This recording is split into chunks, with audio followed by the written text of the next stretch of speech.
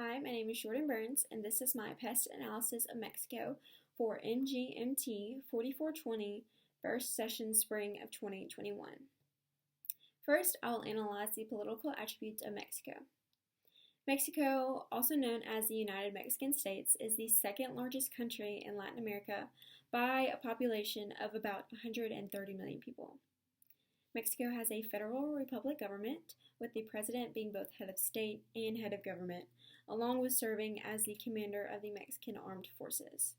The current president is Andrés Manuel López Obrador, who was elected in July 2018.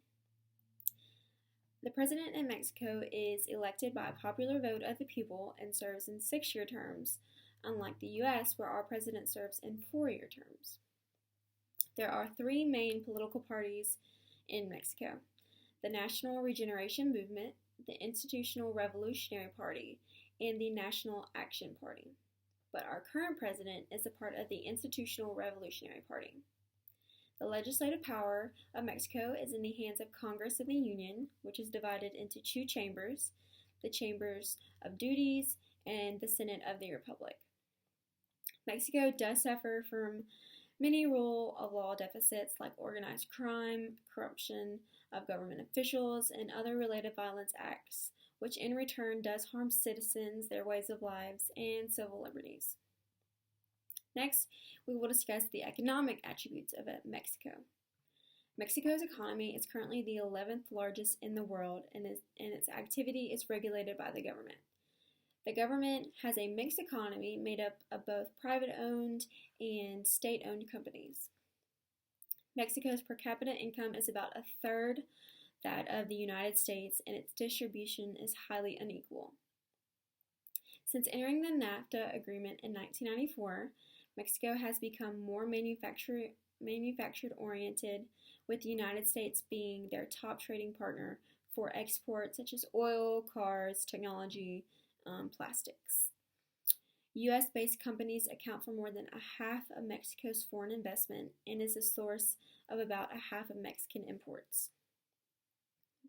Mexico's custom regulations, product standards, and labor laws presents challenges for U.S. companies, and also due to high interest rates in Mexico, some enterprises have a hard time obtaining financing at affordable rates, but this does not stop Mexico and U.S. from continuing business.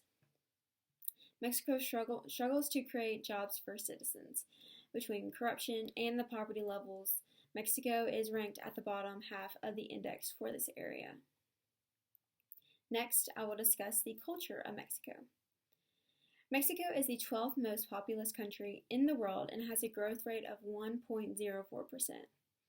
It is a predominantly Spanish-speaking country, with 92% of the population fluent in Spanish and the other 6% speaking indigenous languages. As far as religion, about 82.7% of the population practices Catholicism, while the other percentage practices Presbyterianism, Jehovah's Witness, and other religions. As far as living situations, over 80% of the population live in urban areas, while the other 20% live in rural areas. And about 1/4 of that 80% live in or around the capital city, which is Mexico City. Those who live in rural areas are limited to employment opportunities, so therefore that then drives people into urban areas to explore those opportunities and be able to support their families. Even though the country does have many challenges, Mexico has drawn worldwide attention to their culture. Family is very important to life of Mexico, and most households contain up to 3 generations. Mexico cuisine is also very popular and enjoyed by many other different cultures and countries, including the U.S., with many foods that we love coming from Mexico, like avocados, chocolate, and tequila. Their rich and vibrant culture is influenced by ancient civilizations, and they are very proud of their native heritage, and each region shares its own customs and celebration. Music and dance is also very important to the Mexican culture. And finally, I will discuss the technological aspects of Mexico. Mexico is and has been ready to revolutionize its economy with technology.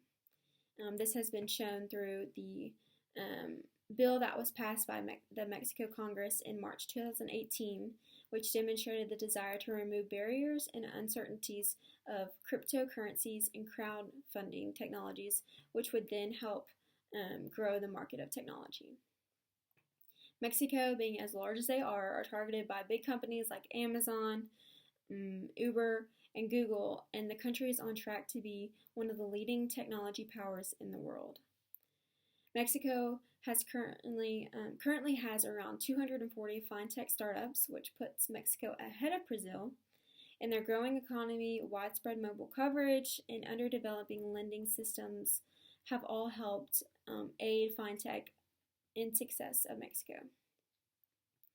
The Mexican government has committed over $600 million to startups through the INADEM to jumpstart the entrepreneurial ecosystem, which has helped create over 6,000 new companies in Mexico. To conclude my analysis, I personally would invest in Mexico's government and their people. A few reasons why include the fact that Mexico is one of the top developing nations in which to invest in, and they are also next to one of the largest consumer markets in the world, the United States.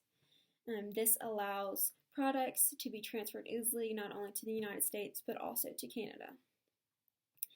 There are plenty of people in Mexico who are all in need of labor and employment, so my business would not fail there in that area. Also, investing in Mexico would bring access to being able to ship goods to markets across the globe due to their participation in the FTA, which encompasses commercial relations within 45 different countries. This concludes my analysis. Thank you.